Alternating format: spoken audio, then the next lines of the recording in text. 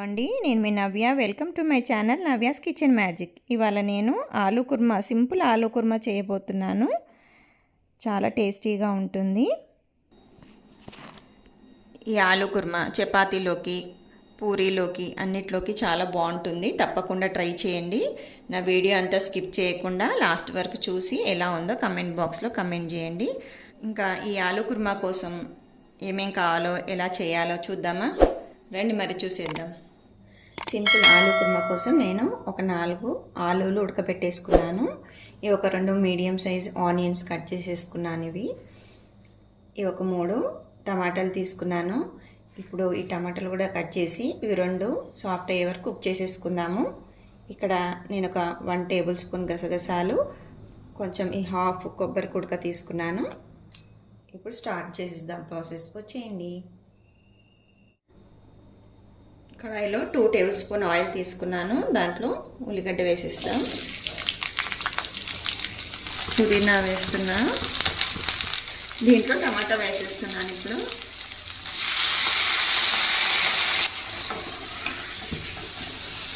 ఇవి సాఫ్ట్ అయ్యే వరకు మనం కుక్ చేసేసుకుందాం. ఇప్పుడు దీంట్లో అన్నీ వేసేసుకుందాము. ఒక హాఫ్ టేబుల్ స్పూన్ పసుపు, 1.5 టేబుల్ స్పూన్ మిర్చి powder, half table spoon salt, half table spoon ginger garlic paste. ఇప్పుడు ఒకసారి కలిపేసుకుందాము. ఒక 3 మినిట్స్ కుక్ అయ్యాక మనం దీన్ని చల్లార్చుకొని మిక్సీ జార్లో వేసేసుకుందాం.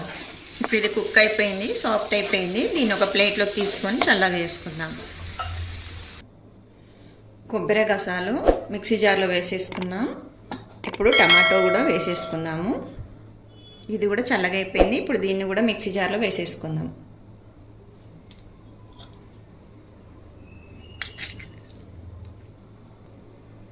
దీంట్లోనే 3-4 టేబుల్ స్పూన్ పెరుగు వేస్తున్నా. పేస్ట్ రెడీ అయిపోయింది. ఇప్పుడు పోపు వేసుకుందాం. వచ్చేయండి. నేను దీంట్లో ఒక హాఫ్ కప్ ఆయిల్ పోస్తున్నాను. దీంట్లో స్పైసెస్ వేసేద్దాము.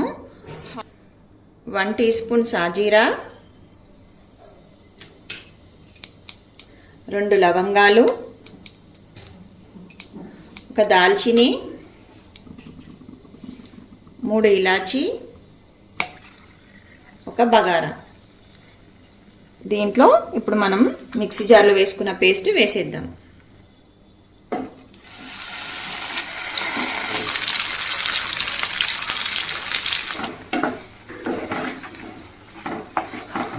చాలా చిక్కగా ఉంది. దీంట్లో కొన్ని వాటర్ యాడ్ చేసుకుందాము.